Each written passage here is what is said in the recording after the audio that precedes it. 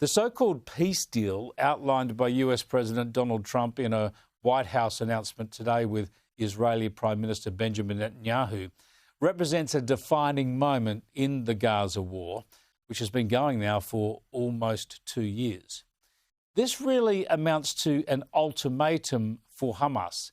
Either they agree to this arrangement, hand over all the hostages and lay down their weapons, or Israel will finish the task of eliminating them from Gaza City.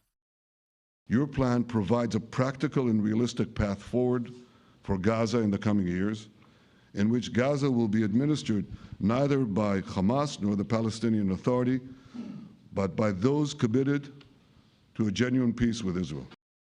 We can bring an end to the death and destruction that we've seen for so many years, decades, even centuries, and begin a new chapter of security, peace, and prosperity for the entire region.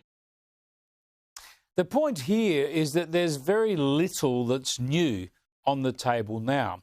The idea that Israel would not annex Gaza is no big deal because it's never wanted to do that. Israel handed Gaza over to the Palestinians 20 years ago. Why would it want Gaza back now after 2 years of terror and war?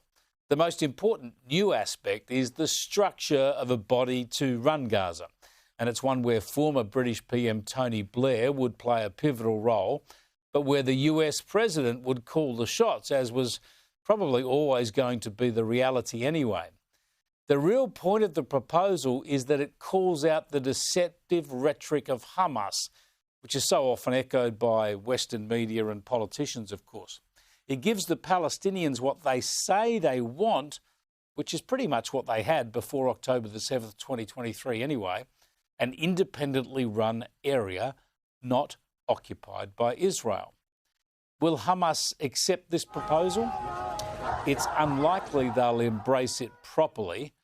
Hamas, after all, is an Islamist extremist terrorism outfit committed to the elimination of Israel, not the welfare of the Palestinian people.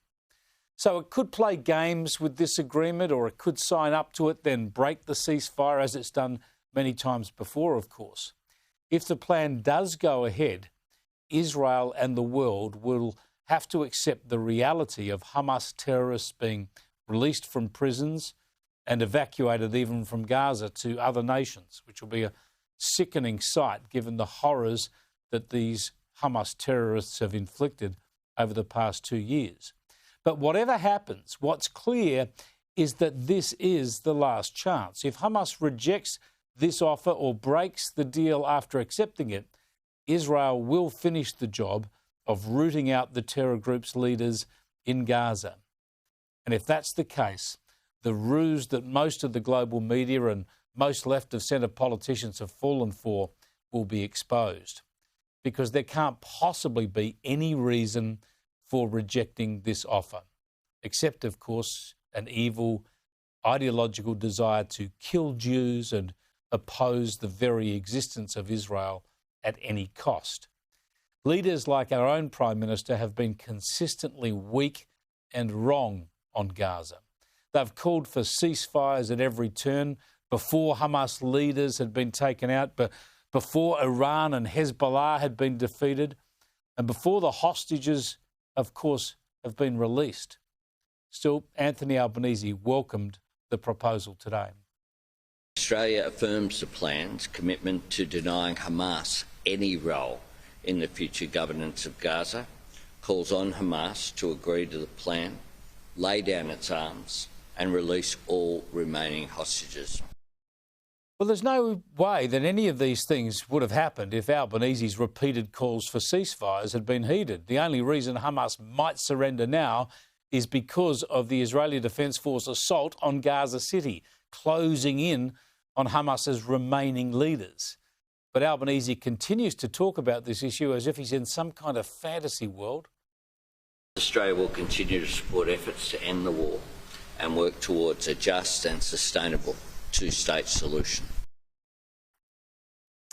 Well, no, the only path to peace here has been through Israel's continued military operation against Hamas, something that Albanese has opposed time and time again. What Albi needs to recognise is that his pathetic diplomacy on this issue, along with other countries, that's only stymied efforts to end the war and deliver peace. Remember, Hamas have been cheering his efforts. The opportunity before us now is brought about only through strength against Hamas. Let's hope Hamas grasps the opportunity. But given they are not rational actors and given they are an Islamist death cult, we should constrain our optimism.